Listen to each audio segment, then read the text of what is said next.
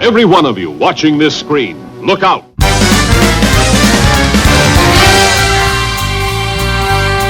Anything can happen in the next half hour. What did I tell you about cartoons? They've got a lot of brains, and they've got a lot of chutzpah. Tell me how comic books make you feel, Dave. Surely you can't be serious. I am serious, and don't call me Shirley.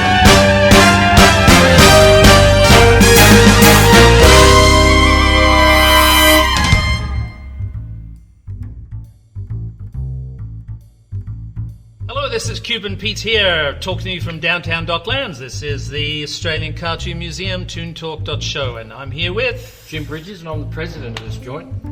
And I'm here Australian Cartoon Museum. And I'm here with Frantz Kantor, who's a right-handed artist who's pretty good.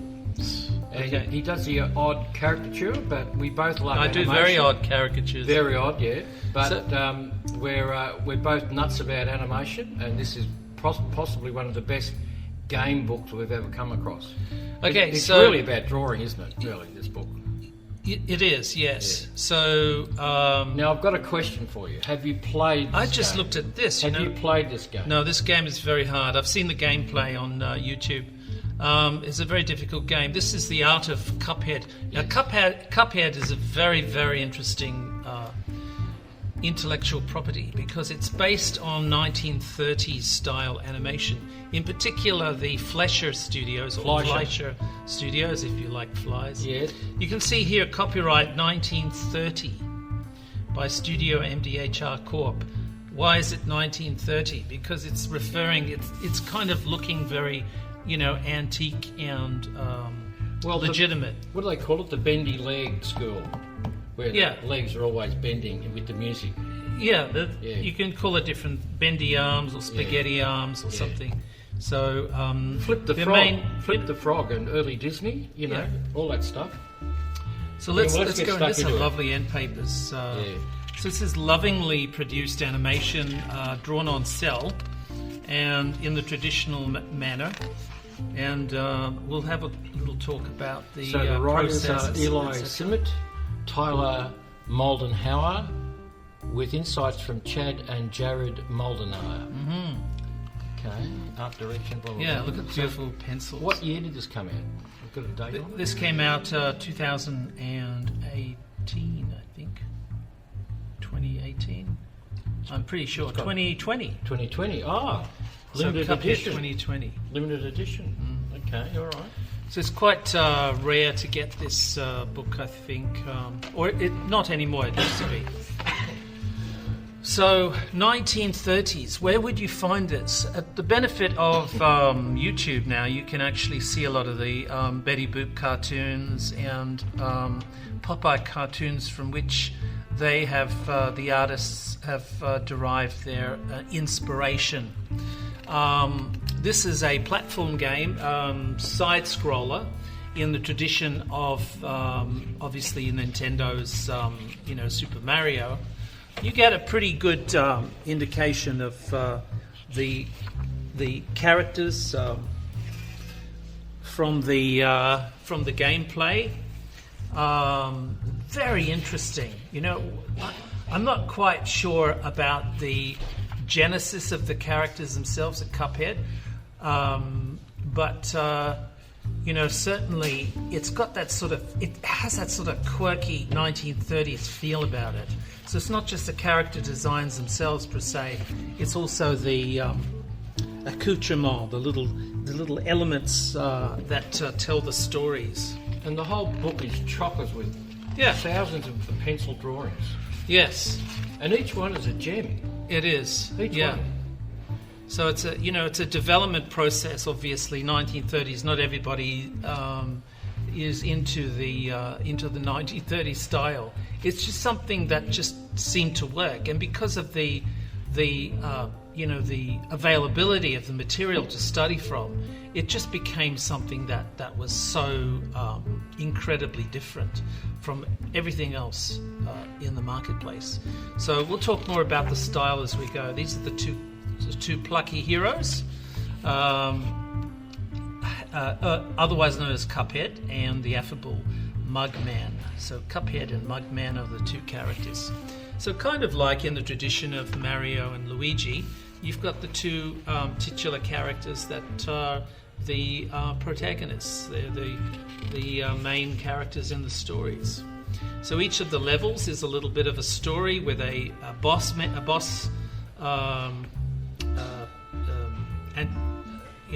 antagonist to overcome, and every level, of course, has its own peculiar level of difficulties and things. So, in keeping with Cuphead. Yeah, so it reminds me of something else. This guy's got sort of like a flexibility that's reminiscent of Felix the cat. Felix, of course. Yeah. You can see these beautiful, Felix spooky, used to take his tail off and dark elements and use it to play golf or do all sorts of stuff, or to save himself. He turned into a hook to save himself from drowning or something. And of course, they do this all the time in this book.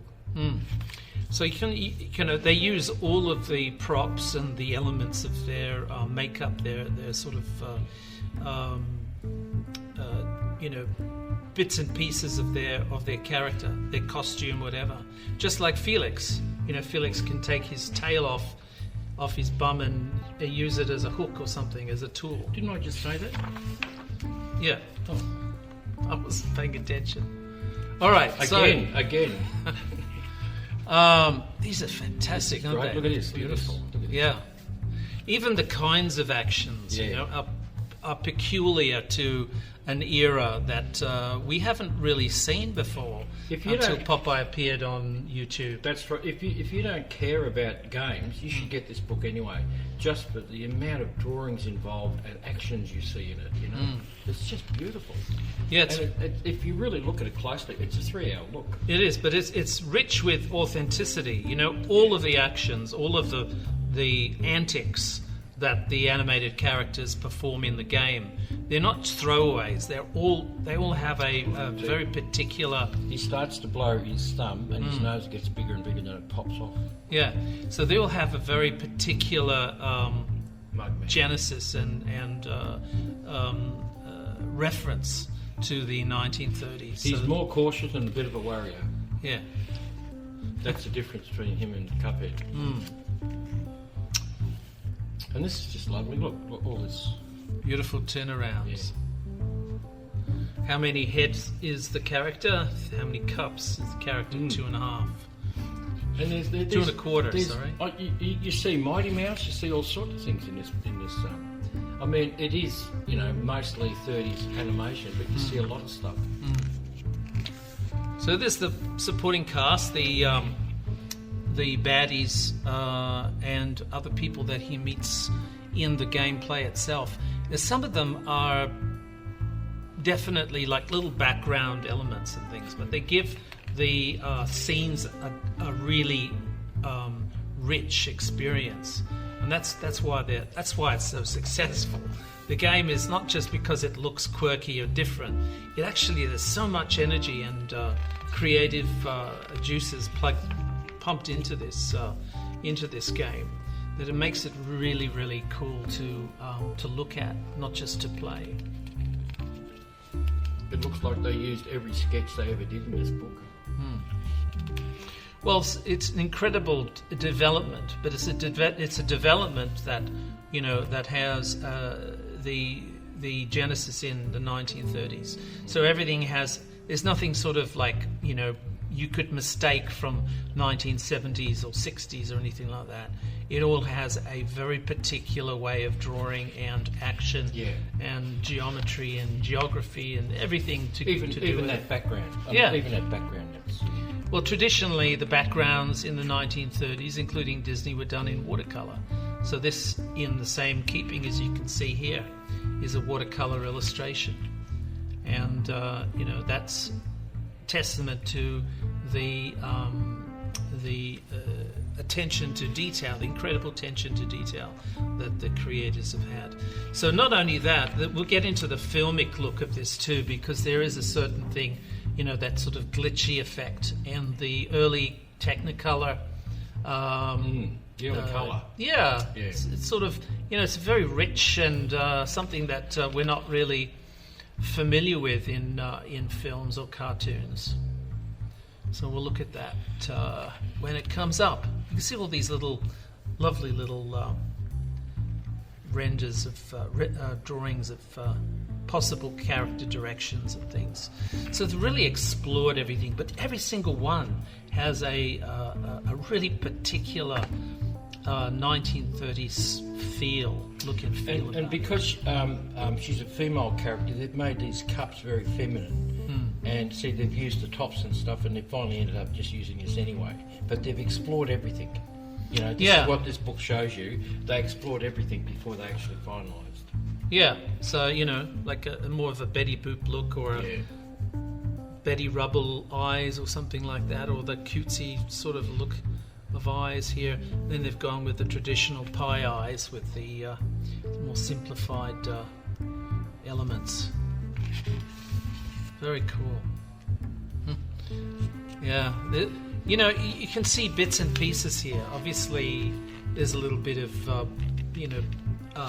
Porky Pig. A little bit Porky Pig. Well, that's Clara the cow, and other Disney characters. So they're really, the 1930s with the birth of animated shorts, and the Fleischer Studios were on par with Disney in terms of quality at that time. Of course, they ended up going broke with their features. Unlike Disney, I think, who actually, I think he made money with his. Is Disney still features. going? Yeah. Is Disney still feeding him? Well, he's not going. He's just a head in a jar in the basement of Disney. They're still going. Gee, isn't it amazing? Well, they're different now. They're definitely different now. It's lovely, rich. See the richness of the watercolors. You can almost feel the wood grain, can't you? Yeah. So these are all of the antics, all of the like animated the bench. actions. The bench are top's on got cell. this feeling of wornness, old-fashioned. Yeah. Beautiful. So these are the maps, the journey maps. And we're out of the Inkwell Isles. It's like everything that you would experience in a really good traditional Super Mario game, but now it has a 1930s style to it and a 1930s feel. Everything there, the music, the action, the sound effects, the use of graphics, expressions, everything there it has an incredible amount of authenticity to it. So all of these movements, things, they're all very particular to referencing a period that nobody has seen before until quite recently. No one living has seen any Popeye cartoons until quite recently. None of those things, all the Betty Boops and the...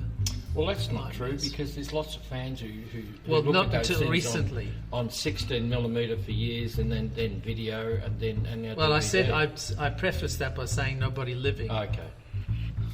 Really? No, because if you were a kid, if you were a teenager or a kid watching the 1930s, you'd be in your 90s now. Yeah. Well, your original people, okay. So we haven't really seen these until they've been restored on YouTube. Well, it's a whole new generation is seeing this stuff, so it's great, Yeah. So again, like the way that you would layer elements to get that parallax feel of depth with traditional animation, this would be used with a multi-plane camera, which was invented by Disney. Now, of course, you just make the elements up, cut them out, and put them in After Effects, and away you go. It's all layers these days. Well, it's all layers. It's much easier now because you don't pack. need a multi-plane camera to do layers. Pack. So, all of the characters have... I love this guy, the carrot. All of these characters have a genesis in the 1930s, Plus, onions, potatoes, and carrots. Plus, they're simple shapes. Yeah. They're just classical, simple shapes. Look at this, the smushing. That's great. Smushing. Yeah, you just love the expressions, the choices of expressions, and it's just so authentic. It's really authentic. Sal's butter. Yeah. This is like, in cooking terms, this is like Olive finding oil. your great grandmother's recipe, and making it. And this is the quality that you get. You get something from a bygone era that is so rich and so full of context and story. It's beautiful. Look at this. It's like even like the third eye. All of these sort of things, expressions and choices of antics and things. The movements that they have. Mischievous, it's just so incredibly and authentic. It's very, very malevolent, rich. I should say. Brilliant. Malevolent. Love it.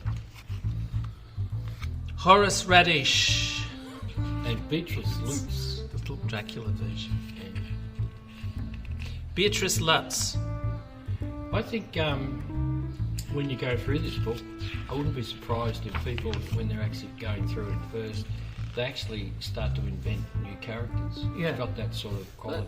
These are things that you've only ever seen in children's books or old TV, old cartoons. Up until recently, you never, the idea of hanging a tire as a swing from a tree, that's real 1930s. It's no one does that.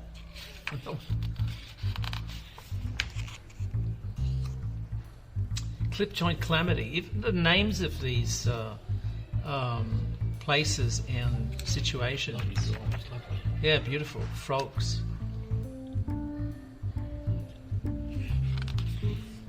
Born on the wrong side of the lily pad.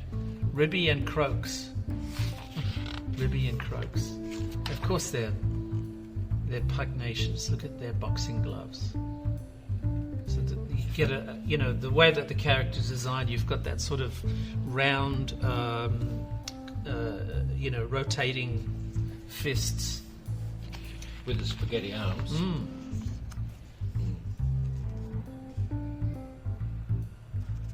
That's funny.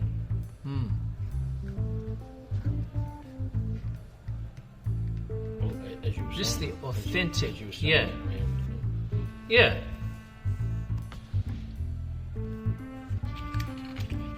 It's like you see the side action of Popeye and Brute and but these shapes, Bluto as they square up against each other.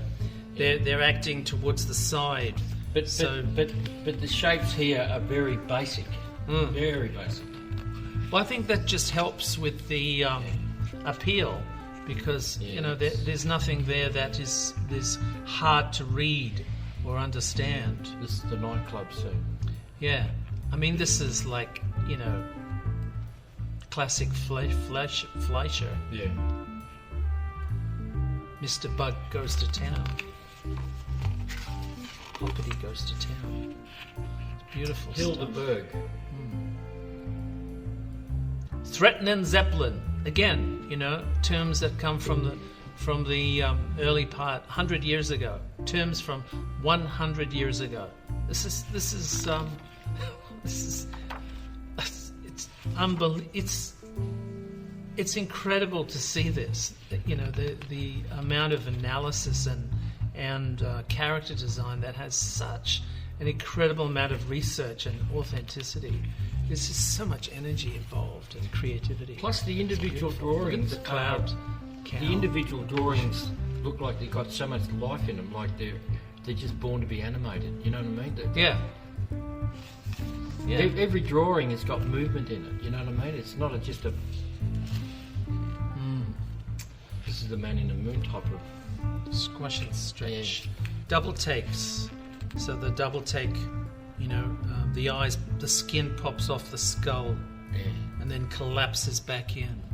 So the nose. Yeah.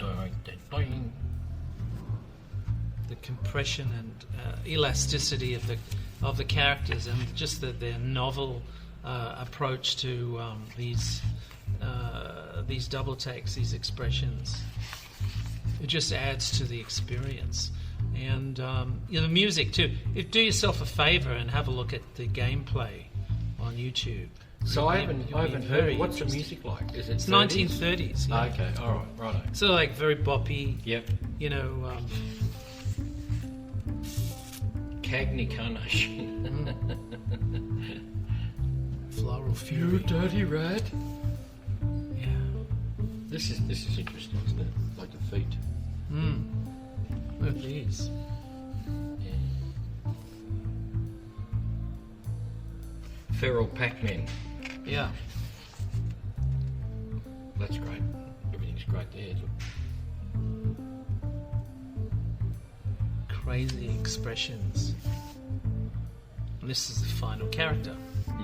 So these are the still in the development stage on how to oh, his nose comes off.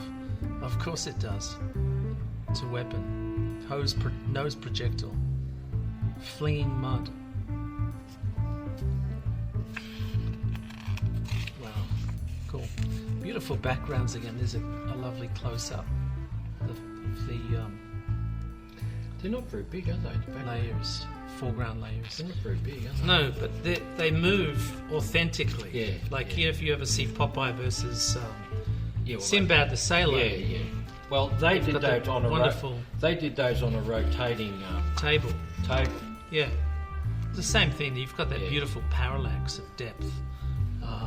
So that the gameplay here, when you go back and forth, you know, the parallax. I don't know, I mean, this is just so basic, but it's just so lovely. It's Yeah. lovely.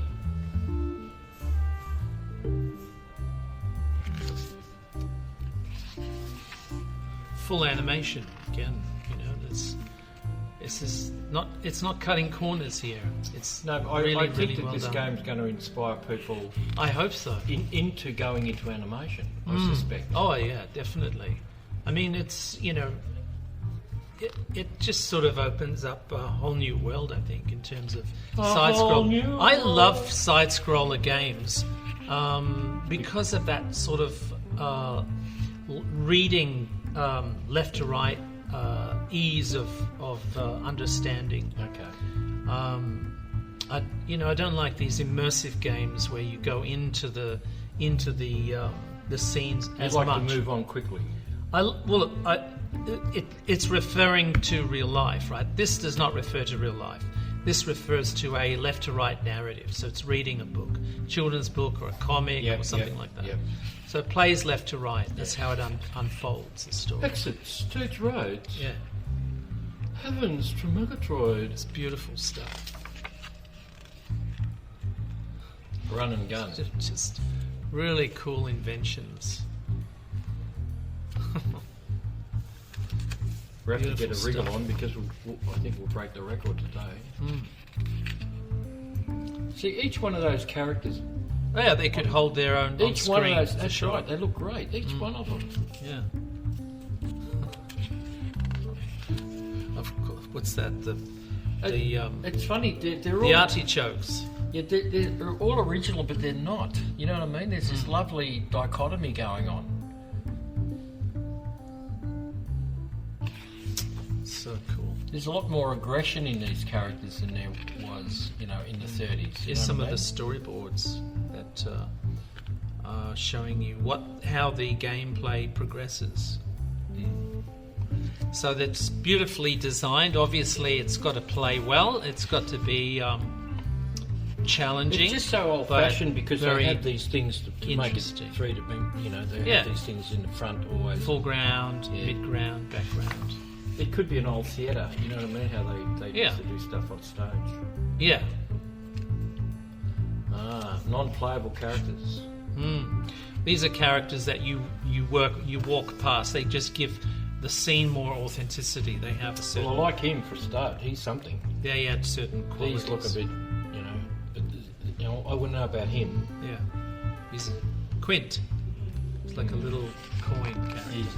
He's a Scottish Quint coin. the coin. He's His little axe. Chip, his name is. he's got a little chip over there. Angel the anglefish. It's wonderful. It's like fish, all the A characters. fish that is fishing. Yeah. Because angelfish have that dangle thing above their head. They dangle it, and then if something comes along and they grab it. Inkwell Isle. Number 2. Lovely, beautiful map. The only thing wrong with this book is it's got this gutter disappearing artwork into the gutter, like this. Can't really get away with that. I can't do anything about it, so it kind of spoils the illustrations. It would be nice if they've kind of designed it so that it folds flat better. They'd have to make the pictures smaller. It's simple. That's the only way to do it. Baroness von Bonbon. Yeah, you could have had a fold out for sure. Have a thing there, and then start it. You know, that would have been a good way of doing that. This is a book review, so get stuck into it. You know. Yeah. I like the teeth. Yeah. The teeth here. Straws, little. Yeah. It's a castle, is it? Is it a castle? House. It's a castle with paws. These fingers are very interesting. Yeah. See the crossovers? Yeah. The Candy Minions. It's a great. They're just like they're classic. They're all classic. Candy Minions. With cupcakes and candy machines, chocolate bars. Yeah. Something which I don't recognise. And one of those all-day suckers, all-day gumballs, or the candy, the coloured insides. So the backgrounds, they work so beautifully. When you see them all together with the foreground animated elements in the background, and then they put a filter of film grain and scratches and things over the top. I reckon they must. I don't know how they do these things, but I suspect that there's so much originality in this book that they'll come up with, because some of these characters aren't obviously used, but they're great. You know, you might have a cupcake too or something. You know, beautiful, really, really rich environments, beautiful stuff. You know, look at this is the artist here.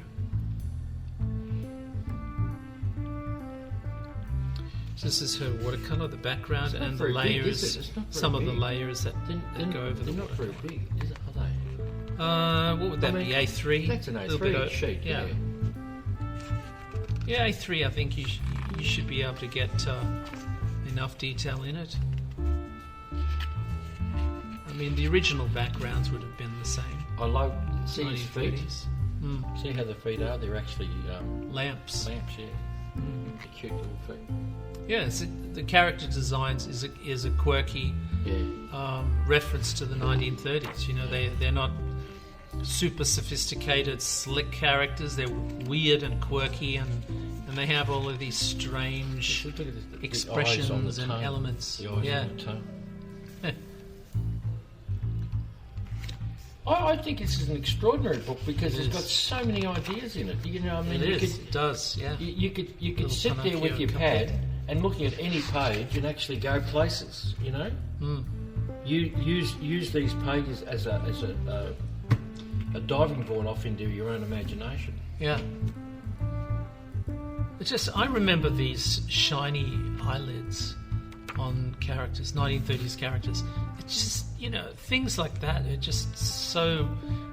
It just seems so correct. It's just really authentic. It's beautiful stuff. And here we go into the sets now, like in Popeye in the Fleischer Studios. They use a lot of 3D paper mache and sculptures involved as well, just to add a little bit of variety to the background, so that, you know, they've similarly done the same thing. They've done the same thing, like Popeye versus Sinbad. Wally Warbles. What? It's so simple. Yeah. Isn't it? It's just so simple. Yeah, but it's all referring to an era. But I like the fact everything is referring to an era. I like the fact that the nail is bent. You know, there's just this. Yeah, it has character. Yeah. Authenticity to it. It's fantastic. This guy's based on Woody Woodpecker. Yeah. He's lost a few teeth over the years. Yeah. Dead baby birds. That's terrible, isn't it? A dead baby bird. We've all experienced that. We've all come across a dead baby bird out of the nest that's got no feathers. Oh, there's the skull. Yeah. So this is for a flying part of the game. In the 30s, especially in the 20s and 30s, when characters had X's for eyes, that either meant that they're drunk or they're dead, but mostly drunk. Yeah. Beautiful. Marching Marching fire. Yeah. So they're referring to things like, I remember this stuff from like ads and things. Yeah. That's right, marching. Yeah. But also early 30s cartoons, they had fire. Dancing away, you know. Makes me want to watch a lot of 1930s Popeye cartoons and stuff. Yeah. There's beautiful sets. Beautiful. I love these models. It just adds an incredible amount of variety now to the backgrounds. It's still very authentic, you know, because remember the Fleischer Studios were every bit as inventive, probably more inventive than Disney at the time. Very simple idea. Yeah. Very simple. Pinwheel. Yeah. Who today has ever seen a pinwheel? No one. Well, no, they still have them at the show, and you know, things like that. I've never and seen actually, when boxing gloves. Actually, when you go to cemeteries, whistles. If a kid dies, like a little baby dies, they actually have these things spinning on the grave sites that represents the life force. It's quite moving to see that stuff. Makes you break down. The old-fashioned microphone. Jack in the Box. No one's seen that before, you know? This is like, what's this, a merry-go-round animal, carousel animal. It just, monocycles, old teapots. It's fantastic. So just tin just toys, an ice tin cream. toys. Yeah, but just an ice cream with a face, yeah. Yeah, just... Funhouse Frazzle. So again, you know, there's a lot of invention in the background. You can see this sort of like, you know, the dangerous. What is it? They're probably presses. See, he's got a screw on his head. Look. Yeah, and an old-fashioned screw, not a Phillips head. Yeah. Look, a 1940s microphone and a speaker from a gramophone.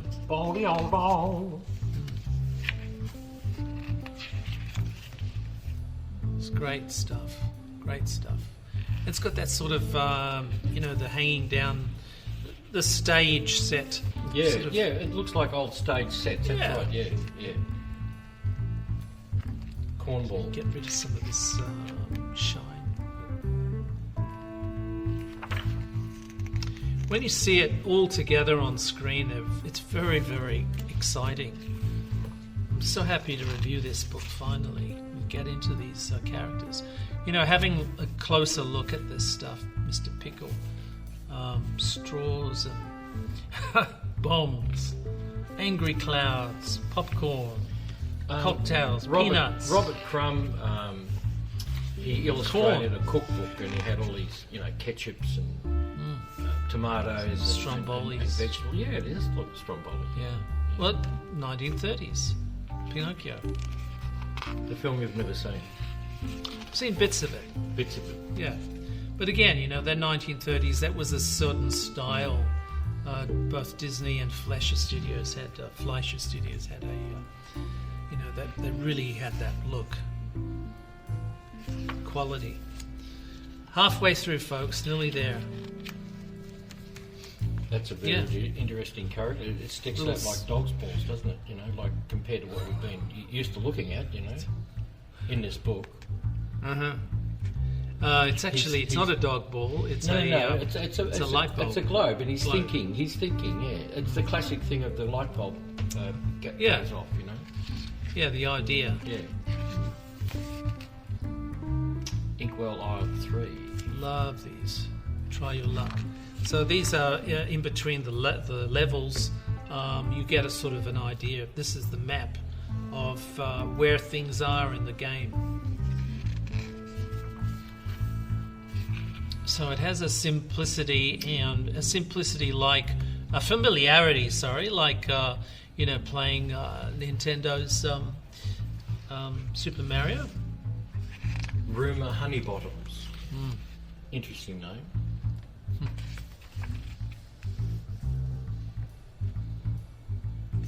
Wow, on coppers.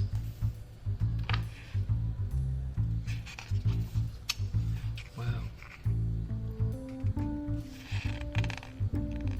Awesome. Okay, background. Yeah. That's just the architecture of where they live. The character Captain Briny, referring back to he's got two wooden legs. Pluto. He's got two wooden legs. Yeah. There's some more designs. Dogfish. Arr, arr, arr.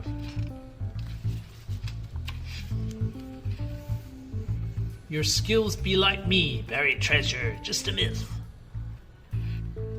Beautiful stuff. Here we go. I love the way that they animate water, the waves in this game. It's brilliant.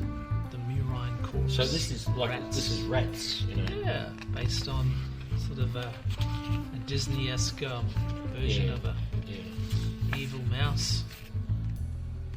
Ghosts, of course, with the tails. And of course, inside an evil cat is an evil rat. Yeah.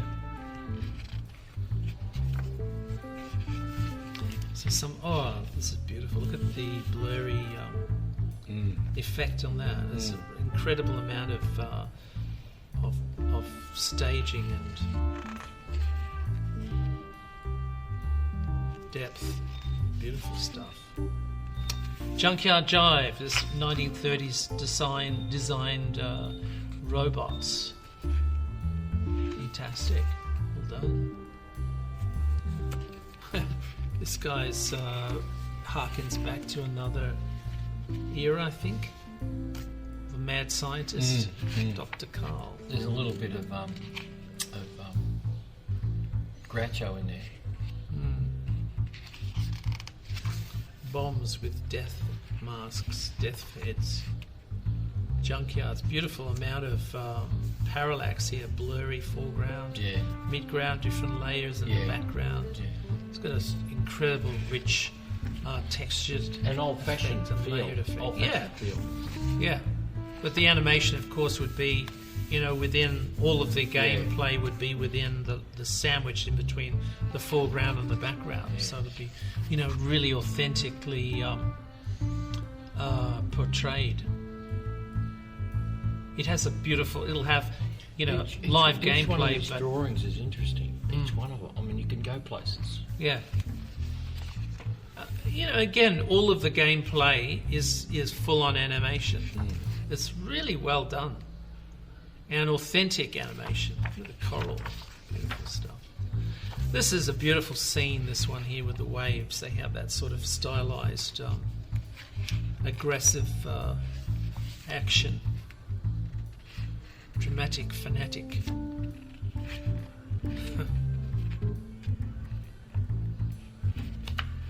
Awesome.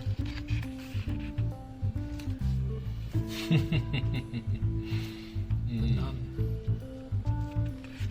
She's following the golden rule, look. It's like an evil olive oil. That's great.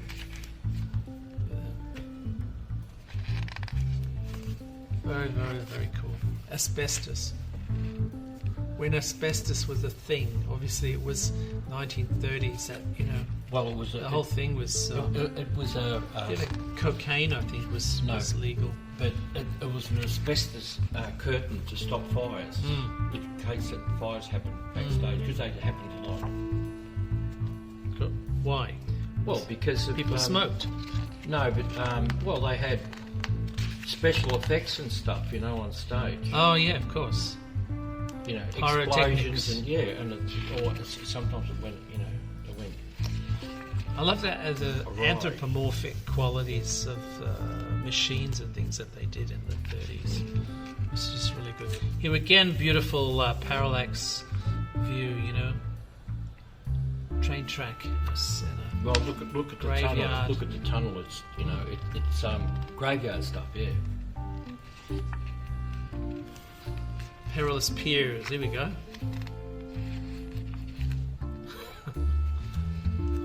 Oh, the anchor coming out of his head. Wow, just incredible stuff.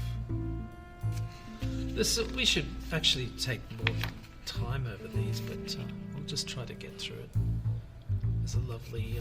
it's obviously, I'd say this is one of the richest books we've ever come across.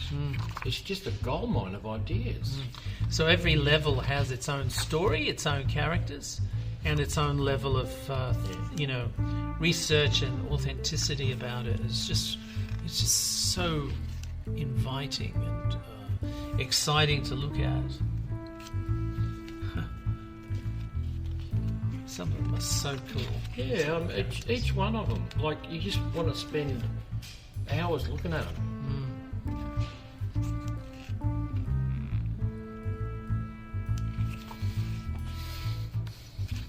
Non-playable characters again. Inkwell Isles 3 residents. Old radios. Forky. Yeah. With a monocle or something. Yeah. There he is down the bottom. Yeah, he's got a monocle. Silverworth. It's a silver fork, silverware. Yeah. Well, he was born with a silver spoon. Tully. He was born with a Even the silver name spoon Tully. in his mouth. Tully the turtle. Yeah. So even the names have, 1930s resonance. So this is hell. Yeah, Inkwell Hell. Beautiful. Oh, the red carpet's like a tongue. Yeah, look at that first kid. Turn the page. He's terrific. Yeah. Look at him. King Look at Dice. him. King Dice. He's just... What a great villain. That's right. That's right. Like, very hammy and so clever, over so the top. dapper, you better believe this dice is loaded. Just a little twist. Isn't that funny? Cast. Isn't that just lovely? Simple. That's so simple and yet lovely. It sort of captures the whole dimensions of animation in that little sequence. Oh, that's terrific. That's terrific. Tipsy Troop. They're drunks. Alcohol. Little shot glasses. Yeah. Whiskey bottles and cocktails. Yeah, these are. That's obviously a whiskey because of the moustache and all that. Look at the aggressive nature, crouchy and. These are watercolor background characters which are not animated. It's adding more color and flavor to the scene. Chips Bettigan. Bettigan. Yeah. And look, Bet again. this is great because they're all look, they're death. Yeah. And look at this top. They're terrific. They're terrific. So this action would play out on this table. Yeah. So again, there's an incredible amount of inventiveness and variety. Look, a cigar stub. Yeah. In an ashtray. Yeah. Mr. Wheezy. Yeah. He's getting trod on. Awesome. Pip and Dot. Oh, now this is wonderful because this is Dominoes. Dominoes. And of course it's male and female, all in one. And look at this sequence. Look how she kicks him in the head. Wow. I mean, there is your. That's an incredible character because there you have the male and female in one character. Yeah. You know what I mean? And all the tension you're going to get with that. And even the little birds are dominoes. Yeah. Flying dominoes, flying things. The world of dominoes. It's fantastic. So the dots become and this is lovely because see how that the bow, it's a bow tie, but it's a hair tie for her. It's bow tie for him. Yeah. Hair tie for her. What a lovely, what a great idea. Yeah. And I love the old-fashioned shoes too. Yeah, the Minnie Mouse. Yeah, early Minnie Mouse stuff. And Hocus Pocus. This is like early early bugs. Very early bugs, yeah. It's fantastic stuff. Backgrounds. Well, I can't recommend this book enough. How much did it cost you? You bought it from the States, yeah? I think it was expensive at first. No, I bought it from here, but from Australia. Oh, this is funny. But it's come down in price. Farlap, So the horse. That's the Australian famous horse. It's obviously famous overseas too, because he died in America. Yeah, Farlap. Yeah. Yeah. Because it's gambling. Yeah. Piruletta. It's probably my favourite world. The gambling. Well, I mean, this is like look at this. Look, the roulette wheel. It's just yeah. Great idea. Just great ideas. Great ideas. The 8-ball. That's a chalk, isn't it, for the cube? For the pool. For the pool, yeah. Although you'd get into trouble with this stuff today.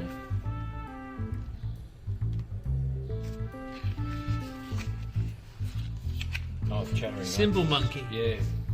Crash. Oh, it's got just, I mean, I can imagine Salvador Dali sitting down looking at this book and thinking, let's make a movie. An animated movie. The devil. Yeah.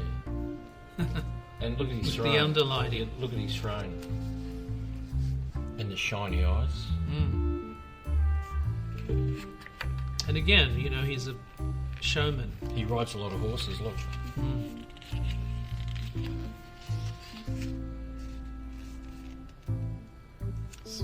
Weirdness. Yeah. So cool. So do you get that move? Do you get that 30s movement in it? In the game? Yep. Good. Because it's sort of the animation is very modern, audiences it'd be sort very of creepy. Authentic.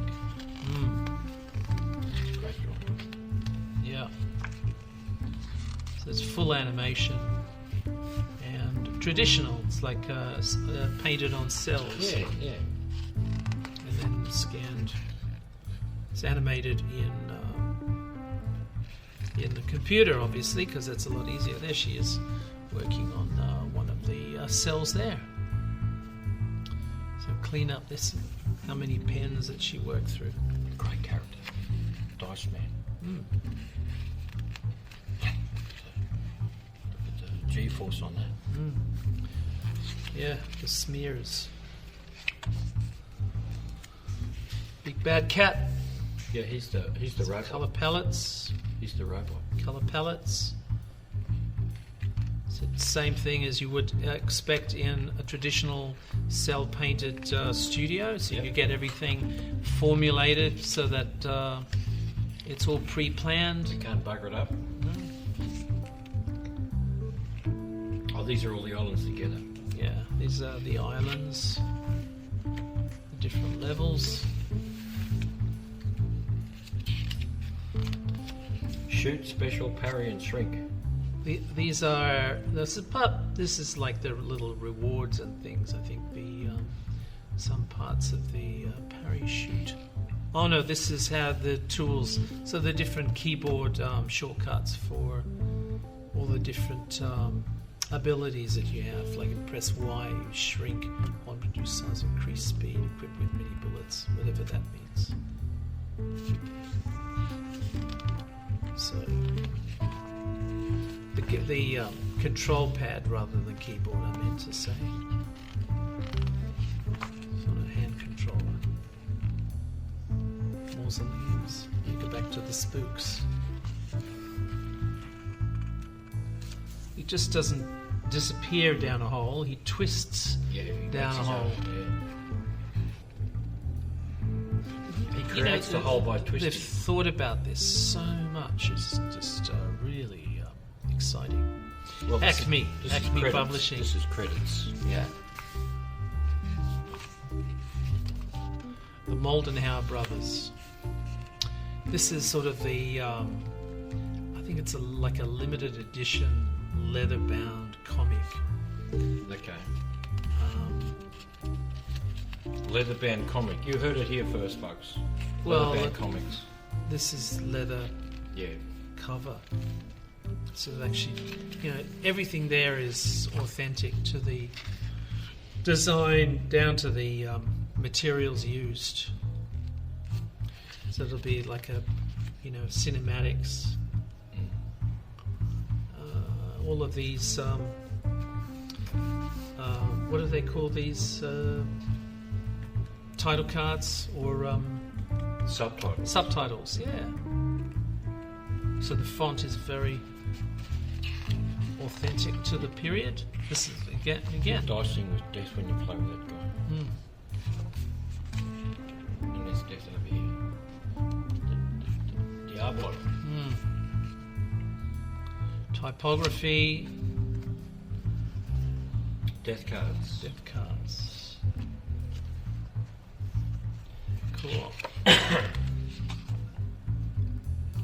Delicious last course. Acme flour. So here you have like Chef Salt Baker, Ms. Chalice. So these are like, now baking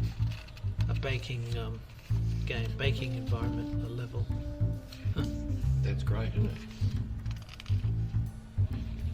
it? It's got those King Kong cuffs, metal cuffs. He's been chained up. Ah, he's a mountain. See his head and his back. Yeah, mountain boss. Yeah, he's big. So you have a giants. Look at this. So the giants are actually mountains. Yeah. Well, that makes mountain sense. boss background. Yeah. So it's like the bumps on his head are bald mountains. Awesome. There's the end paper. There's the back. Studio MDHR art books. US $39.99. It's put out by Dark Horse Books in 2020. Yeah. And this is a great. Yes. I love this book It's so one of the much. best books we've ever done. Yeah. It has to be. So rush out and buy one. Yeah. Add it to your collection. Yeah, I think it's you just have to, because there's so many ideas in this. Yeah. And it's a time travel. It's time It traveling. is. It is. But it also will take you into the future, not just stay back in time. You'll get some great ideas, wonderful ideas. Yeah. Just dip into it every so often when you run out of ideas. Bingo, you're off and running. Mm-hmm. Right. So we're going back into the Inkwell, and this is Frantz Kantor and Jim Bridges. We'll catch you next time. See you later. Bye-bye. Thanks for the sour persimmons, cousin.